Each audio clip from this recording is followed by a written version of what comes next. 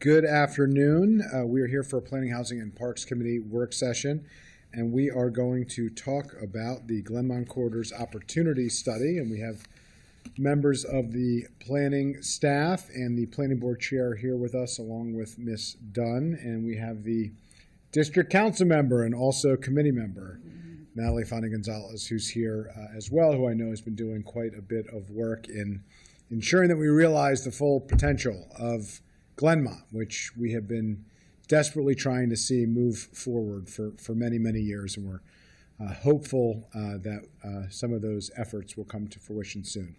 With that, unless there are any comments from my colleague, let me turn it over to council staff if there's anything to share, and if not, we will move forward with going through the opportunity study. No, I'll just thank planning staff for coming forward with this great study. We received it in August. Everyone was quite busy at the time, so this is our first opportunity to bring it to the PHP committee. So we're excited to present this today, and I'll turn it to them. Thank you, ma'am. Good afternoon. For the record, Zubin Adrianwala with East County Planning. So today we are here to share the results of a nearly one-year effort in service of the study. So it's the Glenmont Corridors Opportunity Study. Next slide. I guess we'll have slides up soon. So thanks. Yeah, they take a sec. Sure.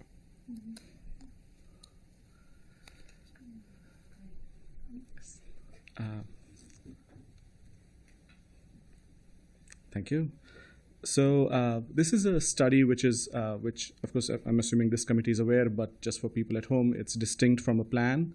So studies examine current conditions and offer recommendations and strategies to foster future stewardship of the county's natural and built environment and its communities. Through studies, planning staff develops what we hope is insightful, understandable, and data-driven analysis and policy-relevant research on land use, demographics, economic indicators, and other market and employment-related issues. So it's a tool at our disposal as the planning department that we frequently use to understand a geography-specific question. Next slide, please. So for this study, what we did was we looked at the existing conditions. We did a 15-minute living analysis, which my colleague Dr. Wong will introduce here. We also looked at focus group findings, and we did an informal economy study, the findings of which we'll share. And then finally, in collaboration with our partners, we came up with a vision for the area and some strategies that we think will be useful in realizing that vision. So next slide, please. So the goal of the study was to meaningfully introduce mixed-use development in the area, promote affordable and diverse housing types, enhance a multimodal transportation network, and then create inviting open spaces that serve the community. Finally, we also wanted these to align with broader county goals to implement sustainable, equitable growth policies. Next slide, please. So the area of the study is a combination of three distinct geographies, overlapping geographies. One is, of course, the Glenmont Sector Plan, which is the existing plan here, you can see that in blue up there, which is, yes, that's right, thank you. Then we have properties along Georgia and Randolph corridors. So we looked at the two corridors that go through this study area. And then we also looked at a 20-minute walkshed, which is approximately 1 mile from the Glenmont metro station, which is what we wanted to see how this incredible asset can be meaningfully leveraged in service of the community. So we decided on this geography, and then we set out doing an analysis of the existing demographics of the study area. So next slide, please. So this study area is unique. It is home to a large Hispanic/Latino population, 51% compared to the county's roughly 20%. And it also has, since over half the population is Hispanic Latino, which is again substantially higher. And then we also noticed that, if you go to the next slide, please, that there are some housing challenges, and the median income in the study area is $94,000, which is about 20% lower than the county's median income. So the area supports a diverse demographic, of course, with modest suburban starter homes from 1950s to 1960s is how this area came about.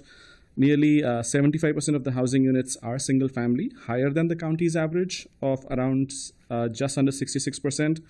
The family households and ownership, the area has a higher proportion of family households, resulting in a homeownership rate comparable to Montgomery County, despite the lower median income rate, which is $94,000 to the county's substantially higher, around $120,000. So next slide, please. So to really understand this and how this can serve the community, we wanted to do an analysis on 15-minute living, which is we wanted to study this community from the lens of the complete community model in Thrive Montgomery 2050. And to that end, I'll hand it over to Dr. Wong for introducing our analysis. Thank you, Zubin. So for the record, my name is Louis Wang. I am planner in Design, Placemaking, and Policy Division. I'd like to work through the 15-minute living model, focusing on the criteria and methodology behind it. So to put it very simple, we use a multi-model network analysis in GIS to evaluate how people reach key destinations by using transportation modes, such as walking, biking, and public transit. This approach offers a robust way to measure accessibility and assess whether essential amenities are within the reasonable travel time across the existing road and street network. In our study, so we follow the principle of Thrive that Zubin mentioned, which defines key amenities for a complete community. These are education institutions, healthcare facilities, shopping centers, parks, restaurants, religious places, all of which contribute to making the neighborhood more livable and convenient. So to conduct the 15-minute living analysis, we took 4 steps. First, we divided the Glenmount area into a grid of equal-sized cells where each cell represents a specific location within the study area. This helps us understand the accessibility in a structured and consistent way. Next, we assign the key amenities to each grade of cell and measured how long it takes to reach them using different transportation. This step allows us to compare accessibility levels across different parts of the Glenmount community. Once we gather all those important data, we build multi-model network dataset in GIS to simulate the real-world traffic conditions. Using this network, we calculate how many key amenities each cell could reach within 15-minute travel time.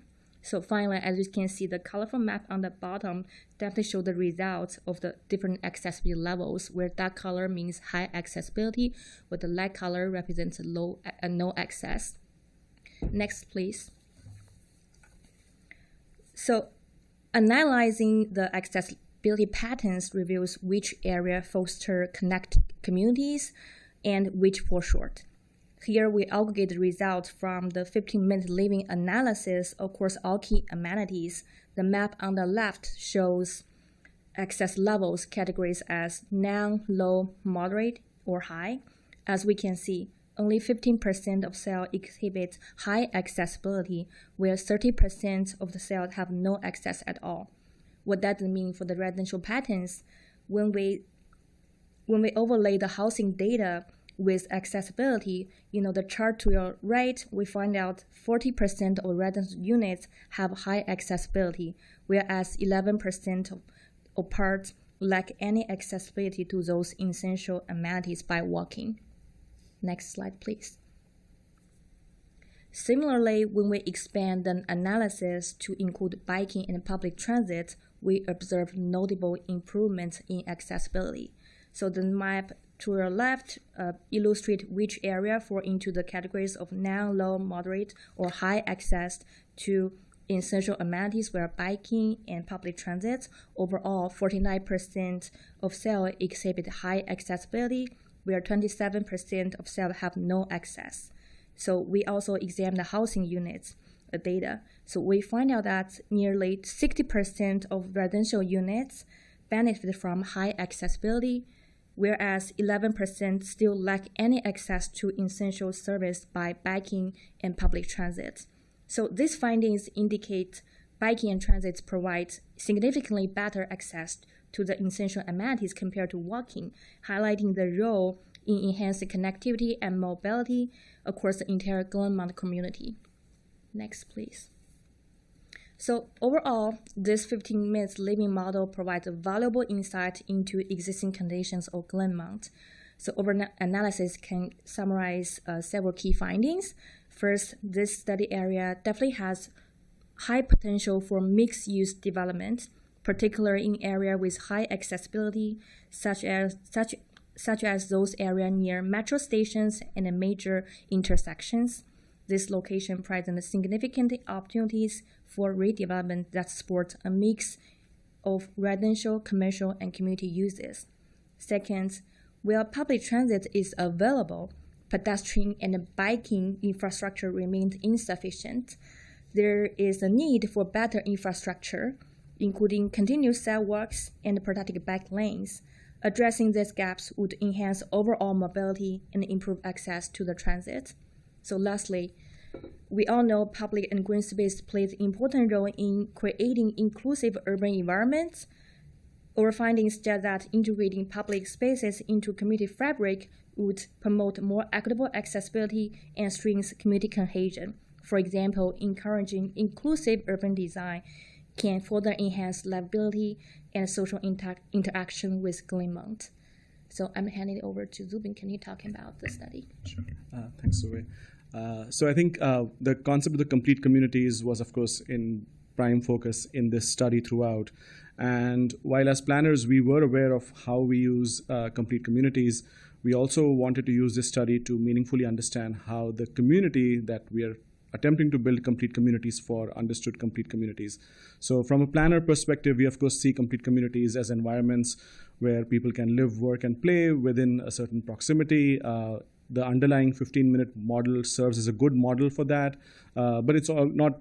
We are not kind of married to the idea of just the 15-minute. If you can get to have a fulfilling life at 17 minutes, we are very happy with that too. And indeed, like a lot of planners are discussing the idea of the 20-minute suburb instead of just a 15-minute community, because we understand that different people have different lives. And then, of course, something that contributes to an active lifestyle, encourages social interaction and physical activity. So to that end, when we went to the community, and I'll speak about our community engagement after this, we were it was kind of a mutual education, a two-way street, because we were teaching them about the idea of complete communities, and they were telling us what complete communities mean to them. So next slide, please. So the way we framed it, of course, was with the underlying model of 15-minute living, determining kind of what a complete community means in their specific context. And again, this is where the study becomes valuable, because it allows us to go to a specific geography and look at a concept that is available in Thrive at our disposal to study and understand with a community. So we again engaged the community around this concept, tried to sort of frame it with Thrive, and then kept sort of learning from them also as to what they wanted to see. So next slide, please. So one of the key insights was that complete communities is not a static concept. We rather understand it on a spectrum of context. So completeness or relative completeness for one community may look very different from another community. So Glenmont is unique in some ways. It has a resource which is not available in many other places. It has a metro station. So a community that, for instance, does not have a metro station, their level of completeness and their experience of a complete community will be drastically different from a Glenmont. And then we also learned that what we want to focus on is kind of focus on the potential of completeness and not some sort of singular ideal of completeness. So again, this was the education that, frankly, the community gave us through our engagement with them. So next slide, please. So because this was a study, engagement was not quite as wide-ranging as a master plan, but we still tried our best. We sent around 948 postcards. We had digital ads, and then we got some clicks, so we could calculate how many ad clicks we got. The postcard also had a QR code, which helped us recruit people for the focus group. We had a consultant who helped us with the focus group. And we also had a questionnaire which generated around 273 responses.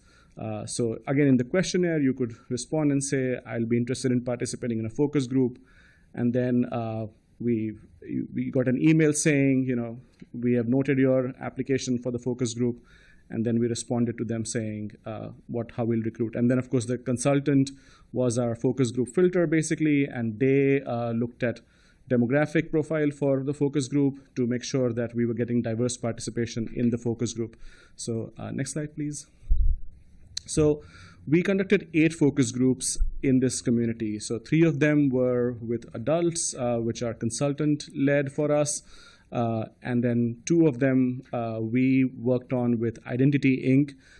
In their school program. So we went to the 2 high schools in the community, and we spoke to most of these kids were 9th graders that we had a chance to speak with.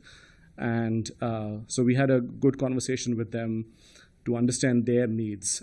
So between these 8 focus groups, what we started hearing about were kind of similar problems. One of my kind of favorite anecdotes from the focus group was in the adult focus group, somebody said, I'm really afraid because there are all these teenagers hanging out sometimes at the station. And the teenagers said, I'm really afraid because sometimes there are teenagers hanging out at the station. So when I went back and spoke to the community, I said, you guys share the same concerns, by the way. So it's age agnostic, the concerns that you share. And of course, people want to see their community develop and their neighborhood grow.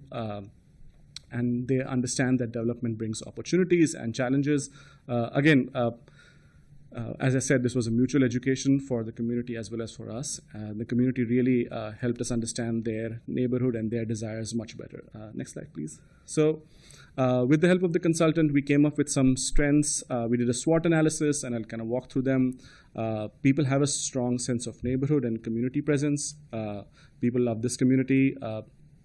The schools and supermarket, the walkability here is appreciated. People are aware of this. They understand that the metro itself is a big asset, and they are very aware that it's not coming to any other community anytime soon. Of course, they appreciate the parks, the diversity, and then Tacos Don Perez was a big landmark that came up. Yes, so maybe next time we do this presentation at Tacos Don Perez. Again, a happy anecdote from this focus group. We had offered their choice of gift cards, and I'm happy to report that it was an option between Tacos Don Perez and Amazon, and a majority chose Tacos Don Perez. So we were happy to sort of inadvertently send some business to a local business also. So with that, we'll come to the weaknesses part, unfortunately. So next slide, please. The weakness issue was no clear identity. They say that our neighborhood lacks an identity. The community has its own identity. They're proud of it. They raise the issue of lacking safe travel routes. One anecdote that stuck out from the focus group was one neighbor telling the focus group that I really look forward to trying all of these restaurants. I just cannot get to any of them because she had some accessibility issues, and she was like, I'm afraid the times that I can get there, I cannot actually walk to these places. Happy to report that another neighbor immediately offered support and said, I'm going to take you out to lunch to Tacos Don Perez at some point. So again, testimony to a very strong community. People, of course, complain about limited hangout spaces. This was obviously a concern also noted by the young teenagers, a lot of whom walk from their respective high schools to the local McDonald's sometimes during lunch hour, and they also noted that it's not safe to do that. And then, of course, general maintenance and code enforcement issues also came up. Next slide, please. With opportunity, the community noted that, the focus group noted that the Glenmont Shopping Center has the potential to become a community commercial hub. They acknowledged that new housing growth is possible here, and because we had sort of had this conversation with them, they also acknowledged that this is one community that can become a fully walkable community, because even though we do not have the results of the GIS analysis to share with the focus groups, when we shared these maps, they were often surprised to see how proximate these places were, but how difficult actual access was. So even geographic distance, or as the crow flies distance, does not often translate to easy access to a place. So With that, we'll come to the next one, which is threats. So we heard from people saying that it's unsustainable for raising families and aging. People were concerned about being able to have affordability in the area for themselves. And then this was during the red line closure when we were having these conversations. So people were concerned about long-term metro rail challenges, funding, safety, operations, etc. Next slide, please. So to that end, we also, as part of the focus group, we did a mapping exercise with the community. So we gave them this map without any of the blocks that you see. And what we told them is, tell us about your neighborhood in this map. And what we asked people to do is draw the extent of their neighborhood. So the prompt here was saying, this is the place where you are comfortable walking your dog, or if you have a child, if you go on a walk with your child or a stroller, this is where you go. And then if that didn't register, we said, if you hear of a car break-in in this part, you get concerned. And that's your neighborhood. So the blue kind of geographies that you see on this map, these are people drawing their neighborhoods according to them, and then marking the approximate location of their home. In some cases, we told them to do home bases. So for school students, we told them to do their home base as their school, which is why you'll probably see both Kennedy and Wheaton schools marked there. And then we asked them to do driving and walking routes throughout their neighborhood. So as people started doing that, what we realized that is both Georgia Avenue as well as Randolph Road are significant barriers, which is none of these blue blobs really crosses either of those major roads, which means walkability is a challenge. And then it also becomes a barrier to actually cross over and take ownership of that neighborhood. People had like access to kind of secret routes of like getting to Wheaton Regional Park, but they weren't always walking there. A lot of driving routes ended up in Wheaton Regional because people appreciate that as a landmark, but getting there just by walking is not always possible for many of these residents.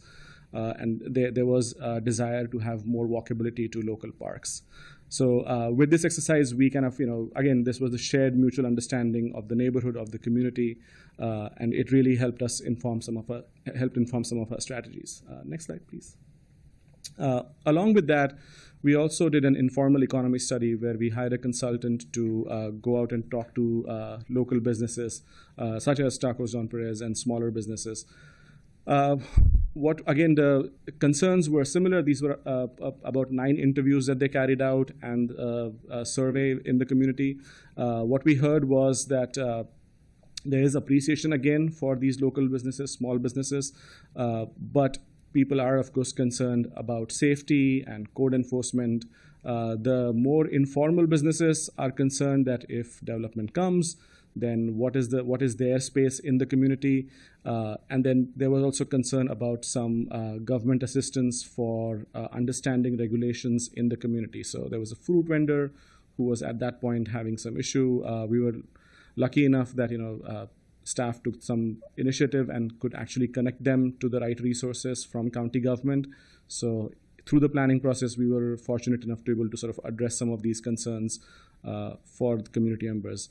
But again, even in the focus groups, these small businesses are valued, and there is a desire to see things improve for them too also. So next slide, please.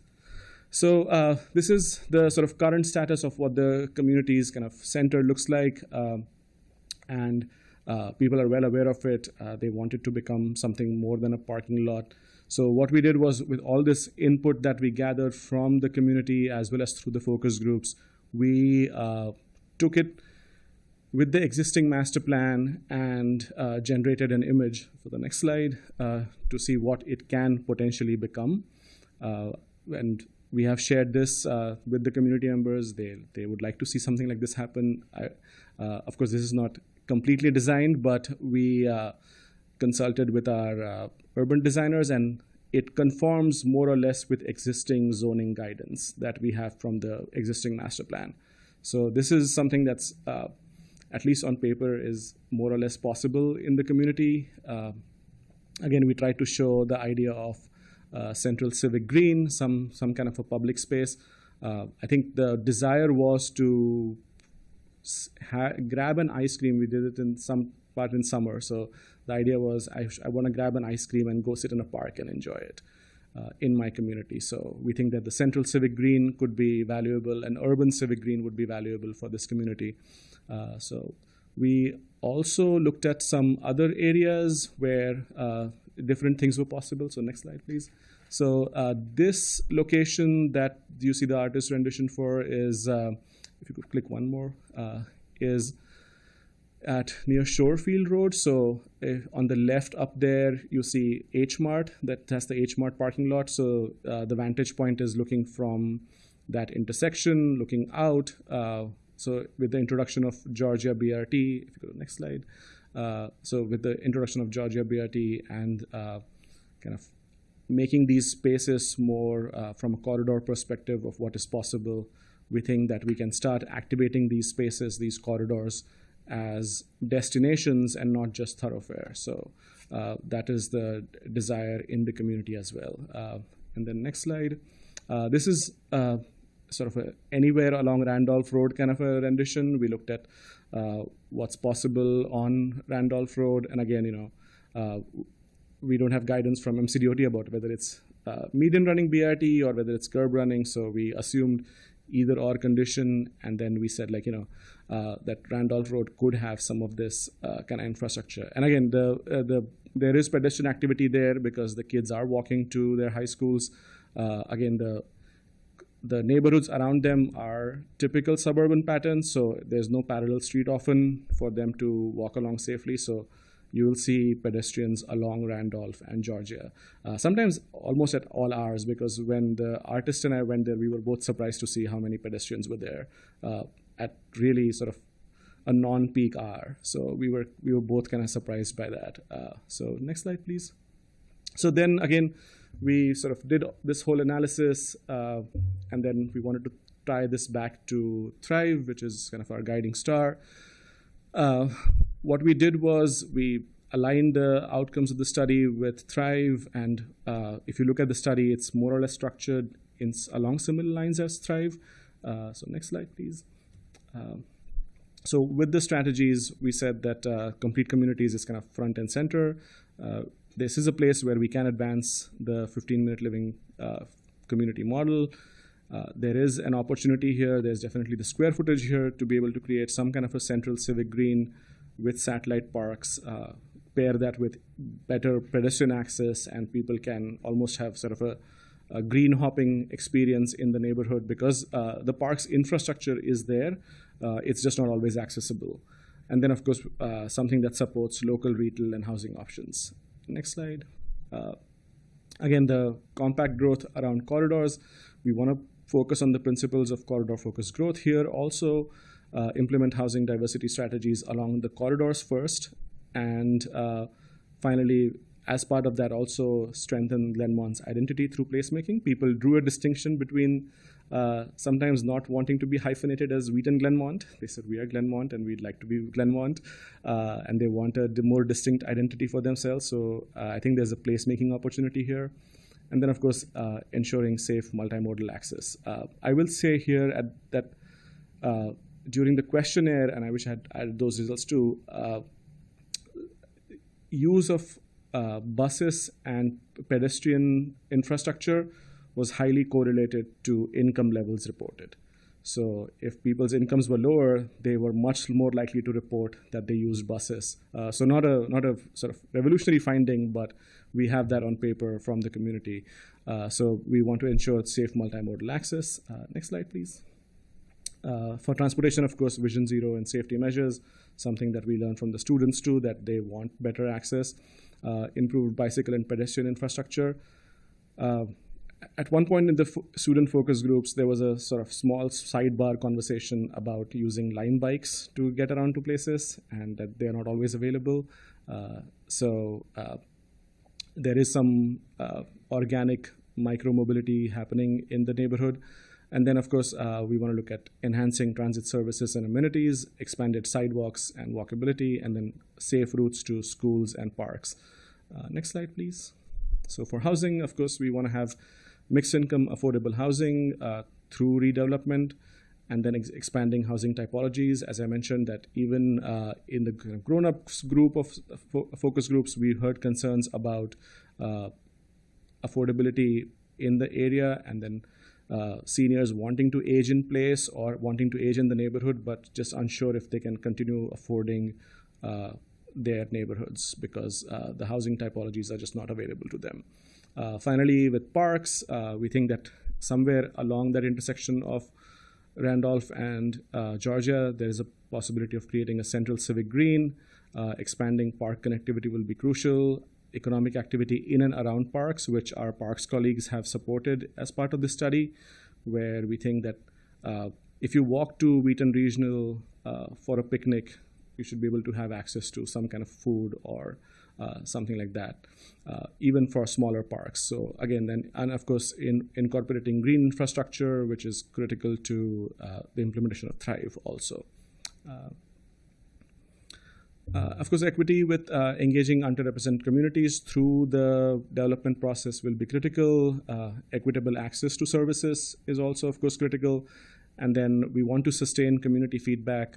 I'll say that this community has, we got so much interest for the focus group. We were worried about recruitment, and then the challenge turned out to be having 120 applications for only 24 odd spots. So the community is definitely engaged and interested. And then, of course, whatever the future holds for this community, we think that urban design strategies that allow for small businesses that can meaningfully formalize the informal businesses will be critical, because these informal businesses, they generate, of course, their own jobs, and they provide, most cases, food at a price point that might be difficult for a more formal job to provide. So getting a pineapple for $8 is always fantastic, like a spice pineapple. So we want to see that future strategies meaningfully support these small vendors also. Next slide, please. And then, of course, none of this is possible without economic competitiveness. Again, supporting small and medium enterprises will be important. Acknowledge the unique identity of the shopping center. This is it has a unique opportunity there. Enhancing business longevity and community engagement will be critical. And then, of course, flexible opportunities for small vendors is an important piece to economic competitiveness. And finally, we need some specific strategies for the shopping center, which the current master plan that's there supports, but this study kind of also looks at them. So next slide, please. We have, even after this study was completed, this was this September, where we went back to the community, showed them these images, and we had very good traffic at our tent. This was the second year for us doing this, and people want to see this vision realized. Again, the community is supportive of it. People kept asking me, what is the construction schedule? I said, no, this is just an artist's imagination. So I had to turn away a lot of disappointed residents. But yeah, the residents are excited about this. They want to see this vision realized. And yep, so that's it. So again, how will we use the study? It's a conversation starter for any future development. It became a community check-in for us. It's also in some ways a Glenmont plan update, though we didn't change any zoning or recommend any zoning updates. If a future master plan comes here, then this study becomes kind of a waypoint, like a landmark sort of to stop and look at, reassess what was happening in 2024, 2025. And then finally, more selfishly as a planning professional, it really helped us do a check-in on the idea of 15-minute living and complete communities. As I said, that it was really an education from the community to us about what a complete community means to them. So yeah, we are grateful for the engagement from the community. So with that, I'll... Well, thank you. Appreciate all the work, and the vision is great, and the question is the execution. So I know there's a lot of interest among community members and all of us in the county that want to see this part of our county reach its full potential. Let me turn it over to the district councilmember, Councilmember Fanny Gonzalez. Thank you so much, Mr. Chairman. I'm going to say a couple things.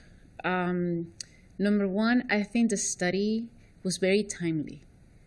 And and this is difficult because I had to hold myself because there are things that are about to happen in Glenmont that I'm so excited about, but I cannot share at this moment. But I'm hopeful that in the next few months, we will soon do that. I've been talking to different civic associations around Glenmont, and I am keeping them posted.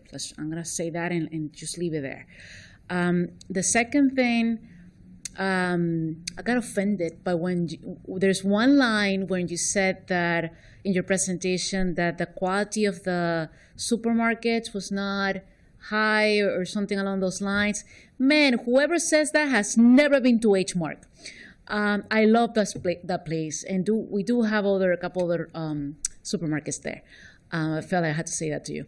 The issues of connectivity, they're real, and I think it's one of the reasons why I was able to get Governor Westmore to come to the Wheaton-Glenmont neighborhood a couple of years ago. We moved together to have this grant from the federal government to make Georgia Avenue specifically safer for people to walk and bike. We were 97% there, and then we changed presidents, and that grant disappeared. So I also wanted to say that. I know we have a strong delegation at the state level, and I know they care, and we're going to continue working with them to ensure that we have the funds needed to make some of these changes. There are a couple other things moving forward. I'm glad you put the picture of the Glenmont Forest Civic Association Festival that you were there. I remember seeing you and different people from the community approaching the planning department's table, asking questions. That particular space, it's great, especially because we're building an urban farm right there. I wish you have highlighted the actual urban farm because it speaks about the community there. That farm is being led by the neighbors in Glenmont. And it's testimony of the things that are happening there because the community cares. So that's one thing. And then I appreciated that you spoke about high school students.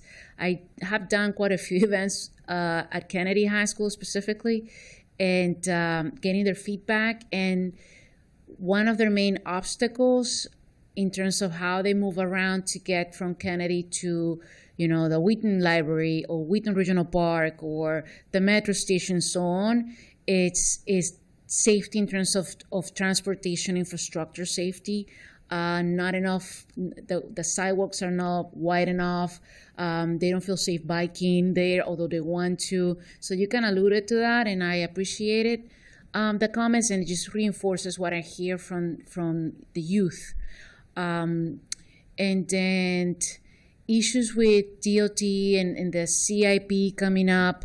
I mean, I know we were talking about the University Boulevard sector plan and talking about how can we make sure that as a county, we move some of those recommendations forward very soon in terms of the ones that deal with safety. The same goes to Randolph and Georgia, especially near or around the schools. We owe that to our community. And in terms of housing affordability, we need to increase supply. And it goes back to the first point when I started talking right now, the thing that I cannot say. But things are going to be awesome in Glenmont very soon. And I'm proud of that work. Oh, the last thing that I wanted to mention that I brought up during the University Boulevard sector plan, the co-location of the park police and the police station is within this boundary. You didn't mention it, but you should have, because it connects with public safety, but also ensuring that our police officers feel appreciated and welcome working in a place that is safe for them, because the current building is not safe. When it rains, it gets flooded. It's really bad. So look forward for a CIP item that is coming up in the next few months about that co-location for the Park Police and County Police District 4. That's an exciting development in that neighborhood, and the connection to Wheaton Regional Park and Brookside Gardens. You had to also say Brookside Gardens, ensuring that people can walk and bike to that location. It's also a big part of it. And then I will end with highlighting the work sessions that we have in the Economic Development Committee where I serve as a chair. We have a retail study work sessions, and ensuring that we support those mom and pop businesses is part of the heart of the conversations that we're having.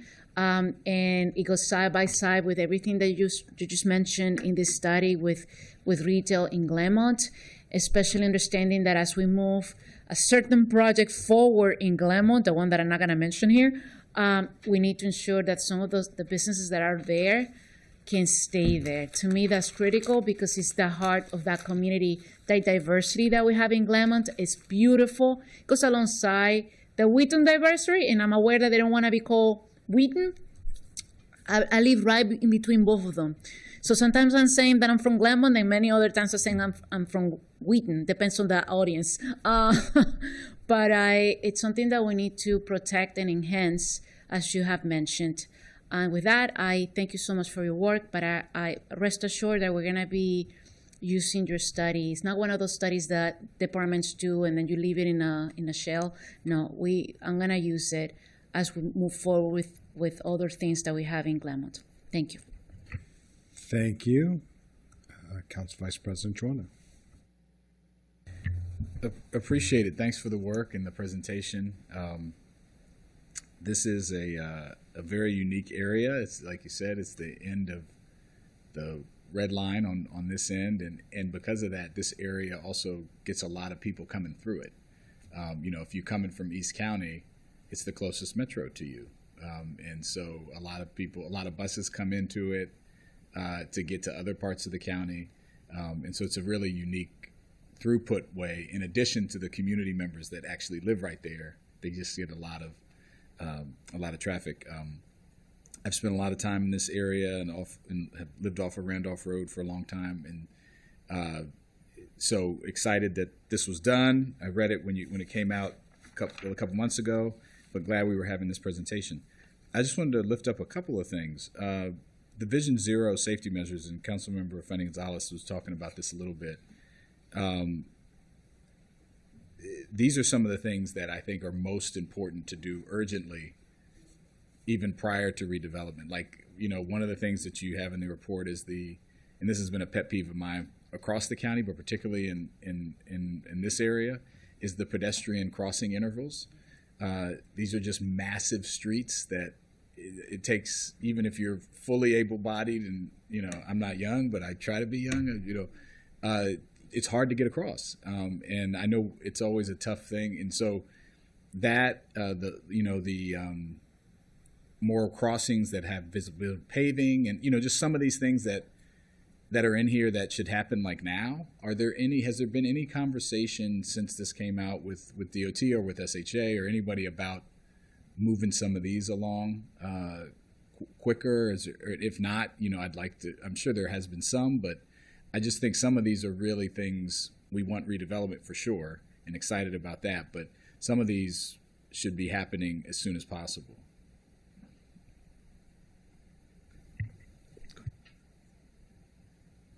Hi, good afternoon. For the record, my name is Jessica McVeary, Planning Supervisor with our East County Planning Division. We have not continued conversations specific to Glenmont with our colleagues at MCDOT since releasing this study.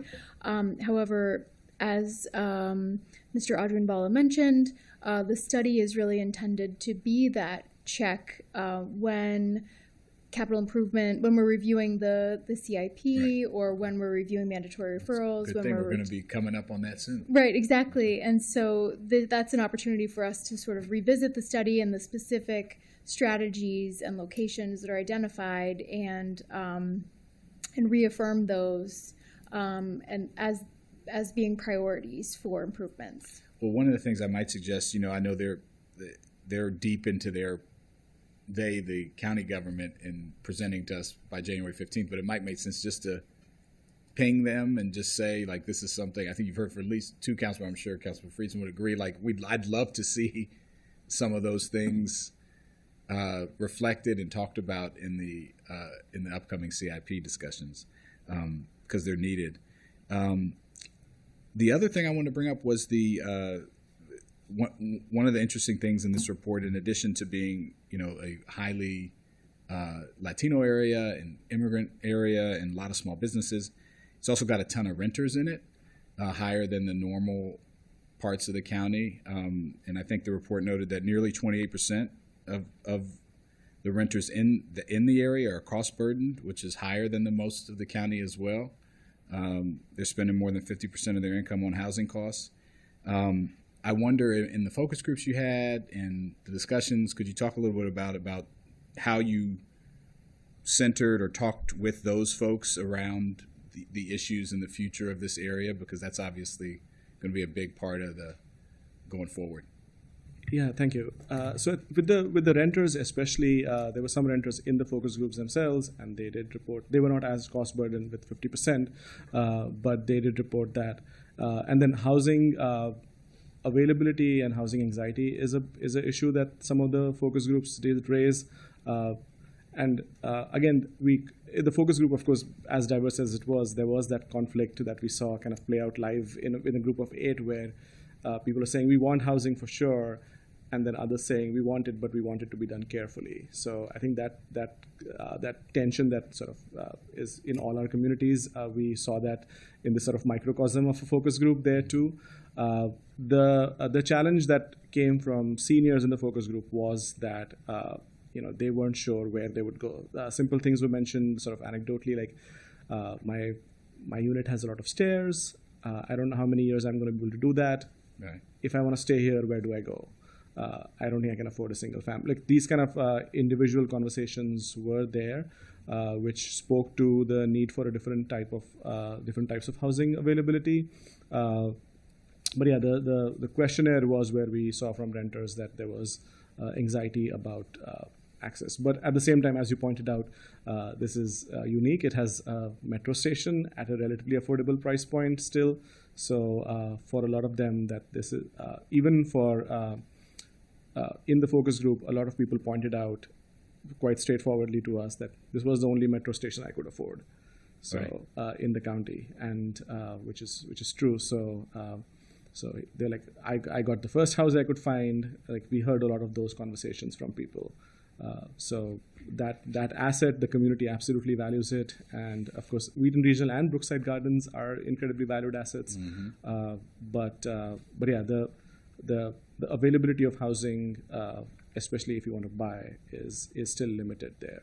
So appreciate that. And then my last point or question. I was really intrigued by the 15-minute modeling. So good work on that. I know that was. Where did you create that in-house? Is it the first time you're using it? It's the first time I'm seeing it used. So just was curious if you could say more about how you developed it and how you're thinking about using it going forward. And then if there's, as a kind of a 1B, would be the 20. I was glad to hear you mention the 20-minute.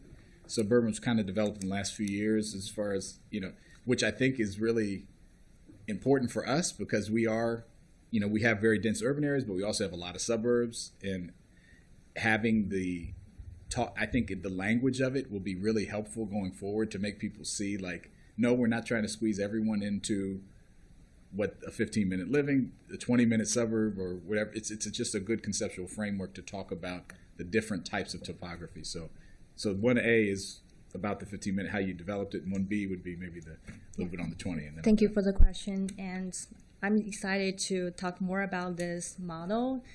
It's true, yeah, we build the multi-model network analysis in-house. So actually, we carefully examine all the available data sources, trying to mimic the real traffic condition. Like we include like the street network data source, we include like a metro lines, we include the BRT lines. All those things are people using every day. So for the data parts, we also examine, any like a tiny street segments where that allow U-turn. So we even consider those kind of conditions so that we'll really extend, truly like a 100%, existing condition of Glenmont area. So for the conduct the 15-minute living model, as you mentioned, whether it's 15 minutes or 20 minutes, it really depends on the geographic features. It's like this 15 minutes actually tie into the urban environment, which 100% fit Glenmont circumstance. So that if we definitely can make this concept apply into any other county areas, because we already have the data set model built as a countywide. So we just make it happen within the Glenmont area, but in the future, we want to examine some suburban area, 20 minutes living concept, we definitely can do the similar analysis, trying to really promote our understanding of how people using this amenities every day. So I want to mention in Glenmont areas, what we examined is like how residence units really could reach out to the number of the accessible amenities nearby, which means those amenities are not just limited within Glenmont area, definitely beyond the boundaries, like how they can reach out to those amenities within 15 minutes. So that, as you can see the color from map, the dark color means high accessible, which means like more than 3 key essential amenities they can reach out to, versus like a lot of like a light color areas. Some of them represent 0. It's like they cannot reach out to any of the amenities nearby. So I think it's really help us understand what exactly happening in this area. And when we tie into like interview questionnaires and this focus group, really help us understand why people have those kind of feedback and concerns. Yeah, so I'm willing to answer more questions if you are more interested about this method. That was helpful. I mean, I'd be very interested, just side note, when you do the 20-minute or more of these analysis, I'd be like to see how it's done, like how it's actually done. It sounds like it's a combination of GIS and maybe actually getting on the ground there, or what's that's. I'm trying to understand. So it's mostly GIS, but we have existing data sets which help us like calculate how to get from point A to point B by different modes. So what we have is it could be a high school, for instance, and that feeds into our education model, for instance. So the maps that you saw are a combination of the 5 factors that we had pointed out earlier. Yeah. So we can do this analysis kind of spread out based on just education, just healthcare. Okay. So we have those maps, but then this presentation would be, it'll be a much longer presentation if we had done that. But yeah, we have those, and it's all kind of informed by the GIS underlying model that is there. But yeah, we do have the model available to us for the county. And to your point about 15 versus, let's say, 20 or 25, it's just a matter of changing the minutes in the software and seeing how do outcomes improve at 20 or 25 of walking or biking or transit or whichever it may be. Yeah. Got it. Well, it's very, very interesting, and thank you for your work on it. Yeah. Thank you, Mr. Chair. Thanks. Yeah, I'm really excited about that work. I look forward to seeing it in other applications in other areas and other communities. So it's going to be really interesting for us to be able to monitor. And I think it is important, as noted, a 15-minute living community means something different in different parts of the county. In an urbanized setting like downtown Wheaton or downtown Silver Spring or downtown Bethesda, that could mean dozens of restaurants and a farmer's market and a number of other amenities, dry cleaners, et cetera, options for those things, because they're some of the most urbanized areas of the county and really of the state. In other areas, it means one of each of those things. And it might mean a drive 15 minutes versus a walk 15 minutes, depending on where you are in the county. But the idea is having the things that you need in proximity to where you need them when you need them. I mean, that's what most people want, but how they access them and what type of community they want to live in, we want to provide options and choices. And I think that's important for us to do. I appreciate the conversations about the CIP and how we can do this. I talk a lot about how we harp a lot on master plans about what the private sector doesn't do, and we don't spend enough time talking about what the public sector fails to do, that we talk a big game about what we're going to do on our end of things, the many billions of dollars of costs and all the master plans that we have on the books right now. Most of those costs are public investments that we have yet to make that would make our communities much better. And I think there are opportunities. I would love, as a follow-up to this, to think through for the committee of what would the most cost-effective public investments be in order to create the placemaking and the safety and the connectivity and the mobility and the improvement to 15-minute living that you've talked about. And maybe if we can kind of think through a cost-benefit analysis to what that might look like. Because it's one thing to just reach out to MCDOT as they are preparing the CIP and say, hey, we just did this report and we'd like to have something in Glenmont there. I think all of us would be supportive of that. We'd like to see that, but I'm not sure how helpful that will be. I think it would be even more helpful if the committee has a, here's the bang for your buck opportunity of what could really make a difference in moving the needle, and then we could advocate for it, on our own. And I think there's quite a bit of support here for that, to see some of this come to fruition. I think that would be really helpful. I mean, we're not exactly talking about it here, but it's related. The same conversations have come up on University Boulevard on some of the safety improvements and connectivity improvements, some of which are public projects or could be public projects, where we could make that corridor safer with CIP investments. And what would those be, and what would, if we can't, do the hundreds of millions of dollars in this CIP realistically and adding in new projects, what are the hundreds of thousands and,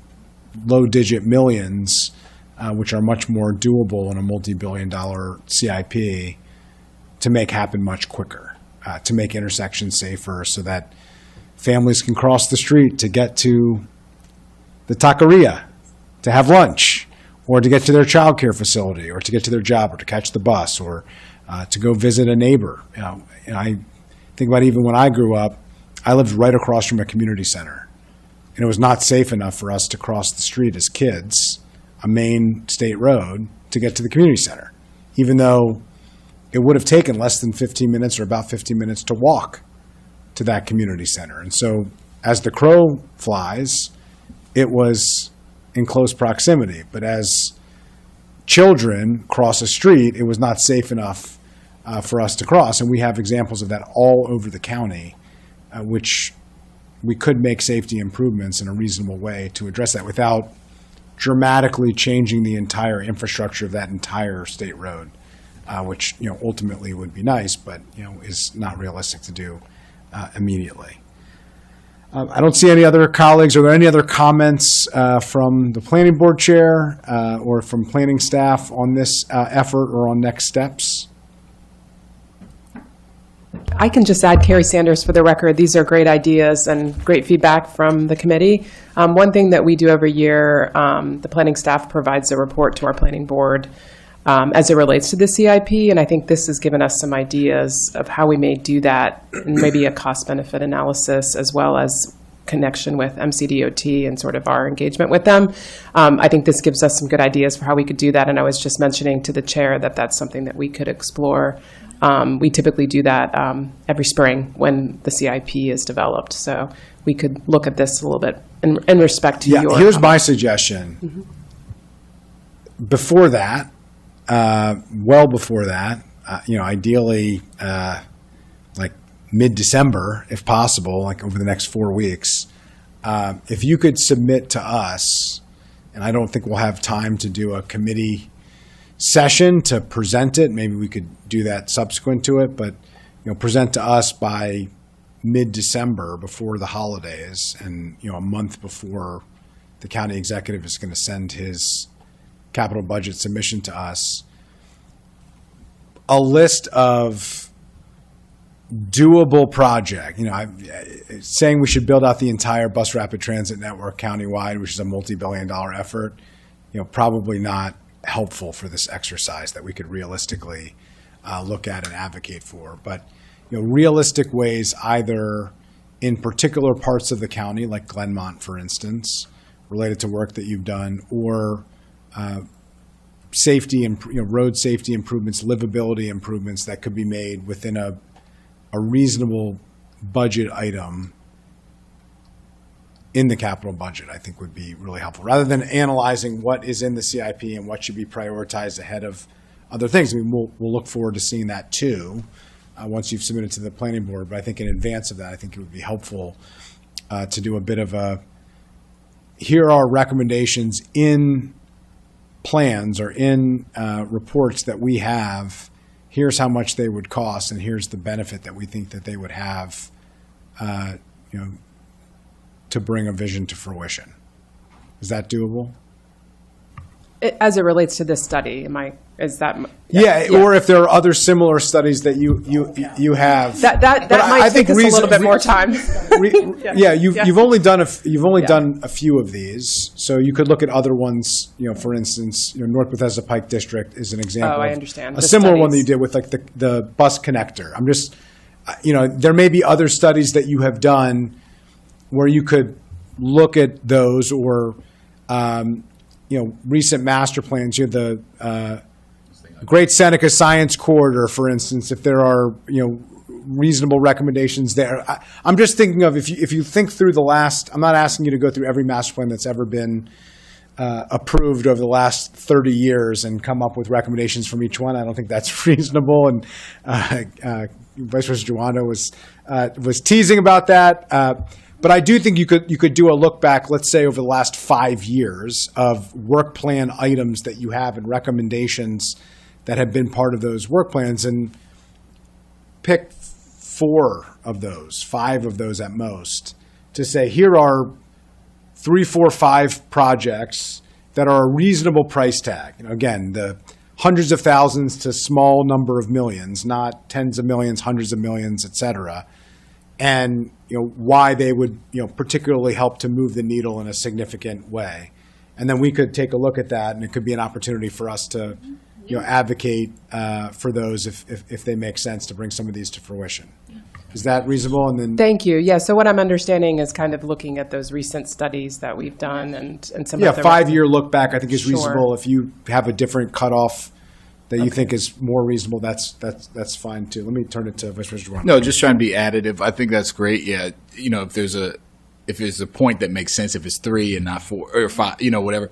And I think that's where the DOT SHA conversations will be helpful too, because there might be stuff. I'm just hoping that there's stuff that's already happening and in progress. So it might make sense. So you're not. I know you'll do this anyway. So you're not like saying you should do X when they've already decided to do Y or whatever, just that kind of coordination I think would need to happen in tandem. But yeah, I think it's a great idea to create like a bang for your buck list on, particularly as it relates to safety and connectivity and mobility. So This is great, and agreed on coordinating and collaborating with MCDOT. I wasn't suggesting before not to do that. What I was suggesting is just,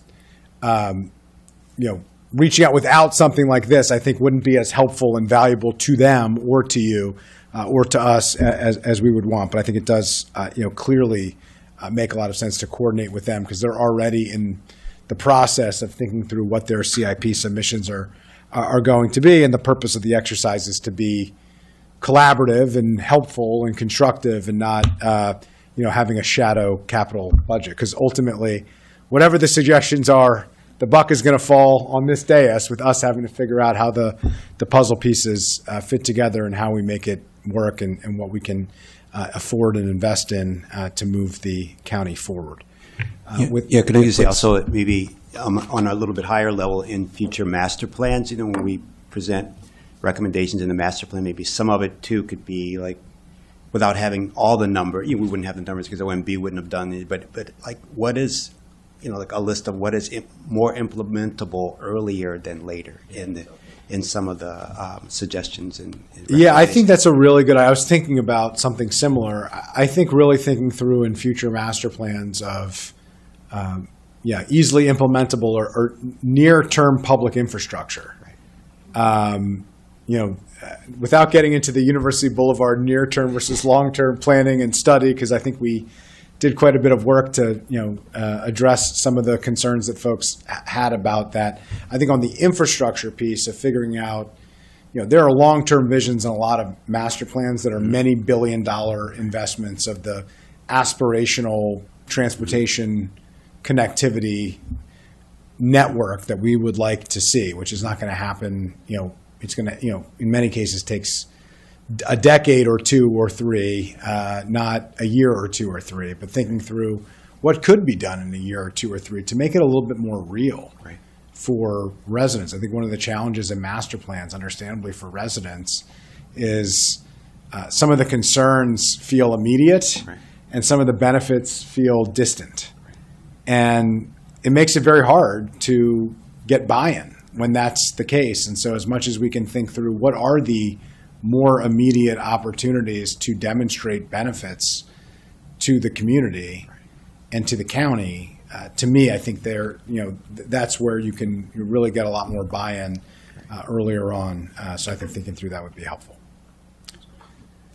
Good. All right. Well, thank you for everybody's work on this, and look forward to getting something back from you by December 15th. And with that, colleagues, we are adjourned.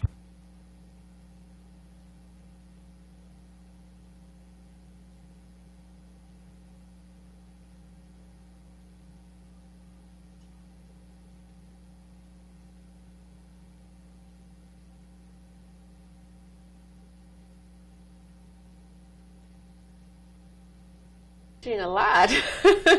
I don't manage it. Okay, Fortunately, okay. like my job, I think, is bringing people together.